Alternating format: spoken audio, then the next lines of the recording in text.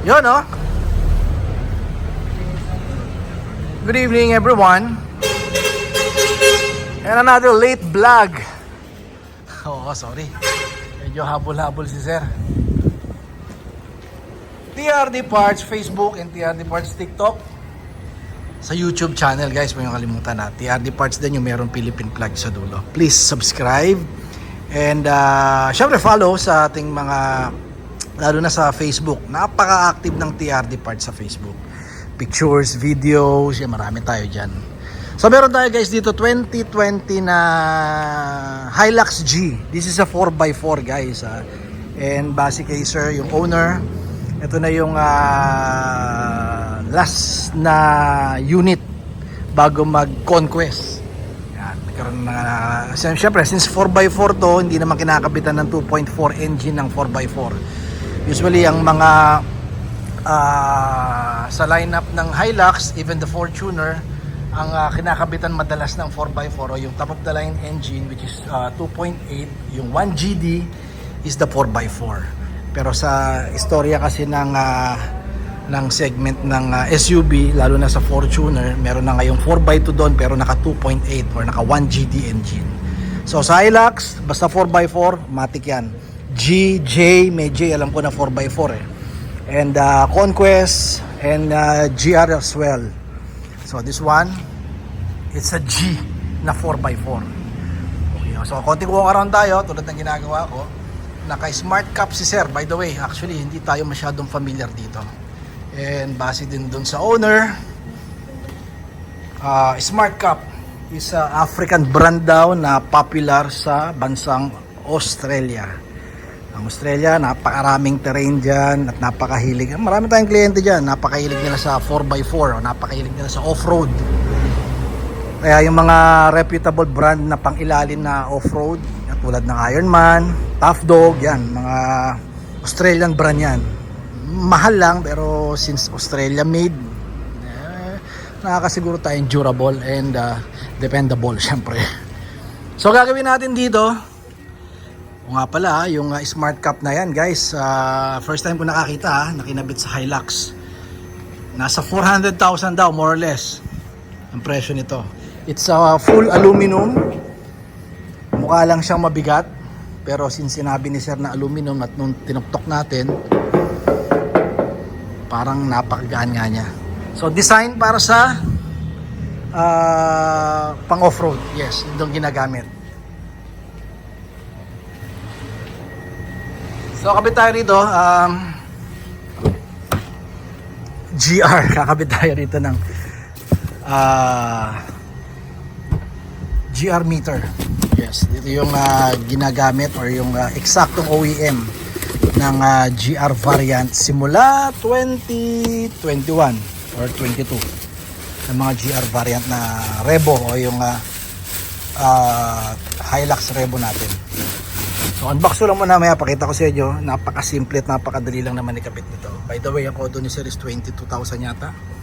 Nasa 22,000. Check natin ha. Picture muna natin pala, by the way, para may reference si Sir kung magkano or ilan yung mileage na nung stock meter niya. Para at least mag-add na lang siya o kung ano man ang plano ni Sir, kung ipalagay, pwede naman na ilipat din dito yung odometer niya, yung reading. So, yun. Tinanggalan natin yung panel, yung trim. So, 4 na tornilyo lang yan. 1, 2, 3, 4. Ayan. So, hugot na to. So, parang naka-insert lang naman siya dyan. At mahahawak sa kanya, may guide kung saan mo tutornilyohan at kung saan mo huhugutin. Kaya hindi masyadong ganun kakomplikado. So ganun ulit, tanggal lang yung socket na 3, then lipat lang lahat dito. Ayan. So plug and play 100% medyo ingat lang, guys. I mean, once na in-insert nyo, medyo matigas ng konti pag hinatak. Then ganun din pag in-insert nyo yung 3 socket na yan, and never at hindi kayo magkakamali naman dyan. Kasi bukod dun sa haba na, yung sukat pa mismo ng socket hindi papasok kung mali ang pagsusuksok niyo.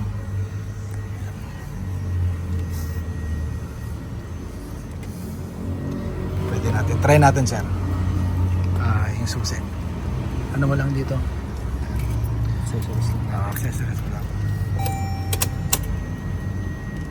Yan, no?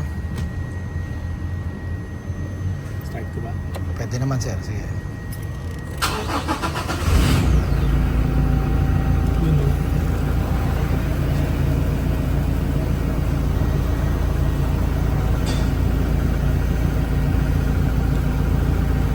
Code niya, 00.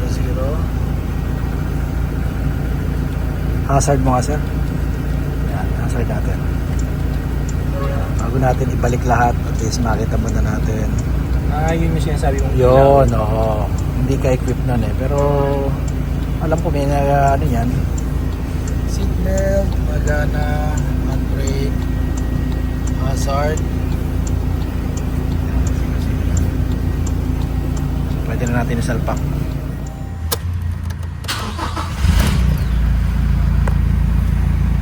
Yun, no? Napaka-refine nung logo ng GR. Yes. Tapos yung kulay pa ng mga frame sa loob, yung pagkaka-design, ito parang may carbon design pa rito sa bandang both side nung yung tachometer and speedometer na wala rito sa stock niya. Diba? Ito napaka-simple lang eh. Tapos, diba, ito medyo may pagka-silver aluminum yung metallic yung mga frame niya, di ba?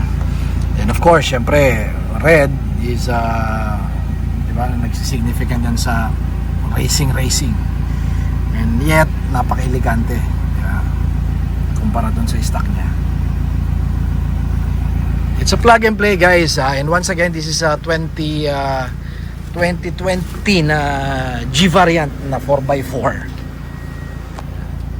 Tayong ginawang modification, sabi ko nga 0 since ito brand new, 0 yung odometer niya. So ang presyo pala nung guys 34,000. Wala tayong stock ngayon ha, last na yon, pero most probably next week o next week magkakaroon tayong may barkong darating galing Thailand again. Magkakaroon ulit tayo ng available niyan. By the way, yung kinabit natin sa kanya, pang tama raw, yes, pwede din. And of course, sa Hilux, actually sir, pwede rin niya sa Fortuner, pero hindi nyo naman siguro kakabit sa Fortuner yan kasi meron tayong may pang Fortuner design talaga na GR gauge. May kakaiba lang ng konti. Okay. So thank you kay Sir Louie ng Quezon City kayo, sir, ano? Quezon City? Sir Luis, di ba? Sir Luis. Taga saan ka, Sir Luis? Sir? San Juan. Taga San Juan pala, sorry. Thank you, sir. Thank you. Hope ma-enjoy ni sir. Medyo syempre, since 2020, ang gauge natin luma, di ba? Ang forma ng sasakyan medyo luma, kaya tayo nag-upgrade. Pero since isa to sa mga ginagawang kung mag-upgrade ka rin lang, unahin mo to or pwedeng isunod mo to. Siyempre, driving experience, kung sawa ka na sa gauge mo na luma, kahit pa paano, sawa ka na sa sasakyan mo, pag nakita mo may upgrade yan katulad nito, kakaiba sa muka, kakaiba sa mata, diba? Medyo makulay, yung driving experience mo kahit pa paano, mabubus eh, alam niyo yun.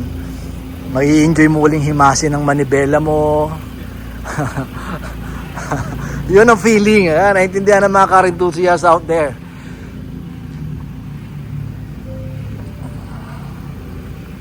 So follow TRD Parts sa Facebook, TikTok, and YouTube channel, of course. Paki-like and subscribe, guys. Kung kayang kung kaya nyo i-share itong video natin, guys, napaka-overwhelming kung gagawin nyo yun, ha. Thank you. Once again, Mike TRD na nagsasabi, don't settle for anything less. Still Toyota, still the best. Keep safe, everyone. Bye.